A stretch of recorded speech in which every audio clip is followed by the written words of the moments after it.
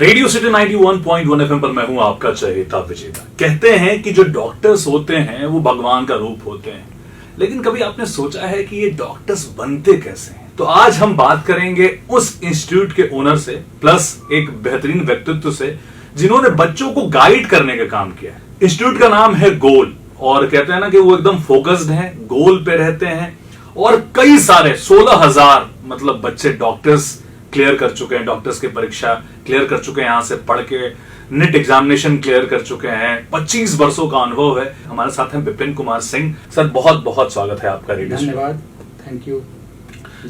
Sir आप बहुत बड़ा काम कर रहे हैं, क्योंकि हम सक्सेस देखते हैं लेकिन उसके पीछे की मेहनत बहुत जरूरी होती है। तो आप अपने इंस्टीट्यूट से उसको करवाते हैं, तो सबसे पहली चीज जो दिमाग में आती है बच्चों के प्रति वो क्या आती है? डॉक्टर बन जाना बहुत आसान है। डॉक्टर बनकर समाज में जिस तरीके से आप स्थापित होते हैं, जिसे इस धरती का भगवान कहा जाता है, वो बनने का जो रास्ता है वो आसान तो बिल्कुल नहीं है, लेकिन बहुत कठिन भी नहीं है, नामुमकिन तो बिल्कुल नामुमकिन। तो इसमें सामंजस्य बैठाना पड़ता है, कैसे वहां तक आप पहुंचेंगे। हम जब पटना में 97 में शुरू किए थे तो एक एक्सपेरिमेंट था। हम देख रहे थे उस समय कि 4 या 5 वर्षों तक साधारण परिवार से निकल कर आने वाला छात्र जो डॉक्टर बनने का सपना संजोया है, मेहनत कर रहा है, सफलता नहीं हासिल कर रहा है, पैसे का अभाव है, और फिर वो कोशिश अधूरी रह जाती है, रास्ता बदल लेता है, या फिर वो आगे की तैयारी के लिए गिव अप कर देता है। उस समय हमने एक अनूठा प्रयोग किया था। भारतवर्ष में पहली बार टेस्ट सीरीज गोल इंस्टीट्यूट के द्वारा लाया गया, गोल प्रैक्टिस सेंटर के द्वारा। तो सर मेरा वो अगला सवाल ही यही था कि गोल कब आया कि नहीं, जब आपका मेडिकल नहीं हुआ, और कब लगा कि अब मुझे एक इंस्टीट्यूट शुरू करना है, एक कोचिंग संस्थान शुरू करना? तो ये कोइंसिडेंस था। हमने तैयारी अपनी हटाई, छोड़ी, और ग्रेजुएशन मेरा लास्ट ईयर चल रहा था। उसके बाद फिर MBA कर रहे थे। MBA करते करते मेरे दिमाग में एक बात चलता था, आखिर इतना समय क्यों लगता है। ये मुझे उसके सॉल्यूशंस पता थे। तो हमने कहा कि चलो ठीक है, तो इस पे हम एक नया एक्सपेरिमेंट, मेरे दिमाग में ये था क्योंकि मैंने इसके महत्व को समझा था। जब हम प्रिपरेशन कर रहे थे तो टेस्ट देने का, टेस्ट में अपनी गलतियों को पहचानने का, उसकी एनालिसिस करने का, और उसके लिए काम करने का, ये सारा अनुभव था। और मुझे बहुत कम समय में काफी अच्छा प्रोजेक्ट किया था, काफी अच्छा स्ट्रेंथ हमारे अंदर डेवलप किया था, और शायद इसी वजह से बहुत सारे हमारे दोस्त थे जो क्वालिफाई भी कर गए। हमें लगा कि इसकी जरूरत है, और जो पूरे भारतवर्ष में ऐसा है नहीं। तो हमने शुरुआत कर दिया 97 में, यहीं से शुरू हुआ था। और ये सोच कर किया था कि जो छात्र 2, 4, 5 साल तक तैयारी करते हैं उनका समय बचा दें। दूसरा, जो पैसे बहुत खर्च होते हैं उसके पैसे कम कर लिया जाए, कम पैसे में कैसे अच्छी व्यवस्था हो। एक्सपेरिमेंट था, सोच थी, और वहां से हम सफलता हासिल कर ली। तो वहीं से गोल सेट हो जाता है। पहली बार जब उम्मीद से ज्यादा अच्छा रिजल्ट मिला, उसके बाद उत्साह बढ़ा, और फिर हम पटना में पहले शुरुआत की। इसके बाद 98 में बनारस चले गए, 99 में बोकारो गए, इसके बाद 2000 में फिर दिल्ली, लखनऊ, इलाहाबाद, इसके बाद रांची, धनबाद, जमशेदपुर, छत्तीसगढ़, 18 ब्रांच के साथ काम किए। बिहार में भी और भी जगहों पे हमने काम किया।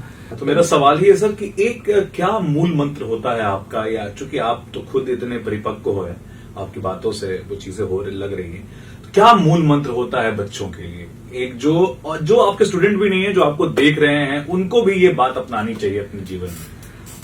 देखिए, सफलता हासिल करने के लिए मैंने शुरू में आपको हिंट्स के रूप में कहा कि अगर सफलता हासिल करना चाहते हैं, किस क्षेत्र में, लक्ष्य का निर्धारण सबसे पहला होना चाहिए। लक्ष्य जो निर्धारण कर रहे हैं आप, उसके लिए अनुकूलता आपके साथ होनी चाहिए। ऐसा ना कि आपके पास क्षमता ना हो और बहुत बड़ा लक्ष्य निर्धारित कर लें, तो अप्रासंगिक होगा। प्रासंगिक लक्ष्य का निर्धारण करें, और जब आपने लक्ष्य निर्धारित कर लिया तब तक न रुके जब तक वो प्राप्त न कर जाए। रह गई बात की सुने सुनाए बातों पे नहीं, अपने पे विश्वास कीजिए। मेरा मानना है कि किसी भी छात्र में क्षमता की कमी नहीं है। अब क्षमता को एक साथ एकत्रित करने की आवश्यकता होती है।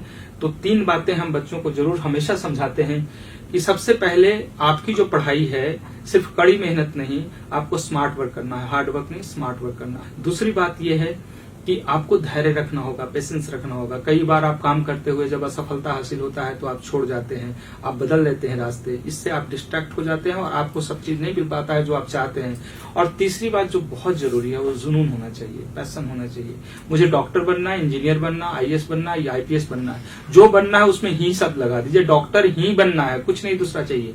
निट का एग्जामिनेशन आने वाला है और मैं चाहता हूं कि निट के बच्चों के लिए तो आप बोले ही बोले, सारे बच्चों के लिए कि कमोबेश सारी चीजें वही होती है। बच्चों का एक जो मेंटल स्टेटस होता है वही होता है और आपने 25 साल का अनुभव, फिर आपका अनुभव, अपना अनुभव, ये काफी बड़ा है। तो सबसे पहले मैं ये बताऊंगा कि अंतिम का कुछ दिन जो होता है, इस समय लड़ाई जो है ना वो नॉलेज का नहीं, कॉन्फिडेंस का बढ़ जाता है।